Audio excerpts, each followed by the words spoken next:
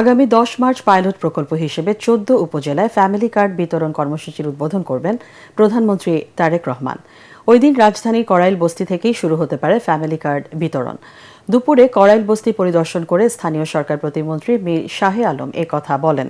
Family card করে দেওয়ার কথা বলে কেউ টাকা চাইলে তাকে আইনের হাতে তুলে দেওয়ার আহ্বান জানান প্রতিমন্ত্রী।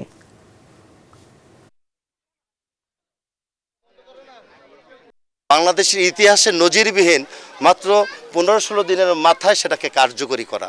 আমরা ইনশাল্লাহ আশা করছি আগামী 10 মার্চ থেকে আমরা বাংলাদেশের বিভিন্ন অঞ্চলে এই ফ্যামিলি কার্ডগুলো আমরা দিব।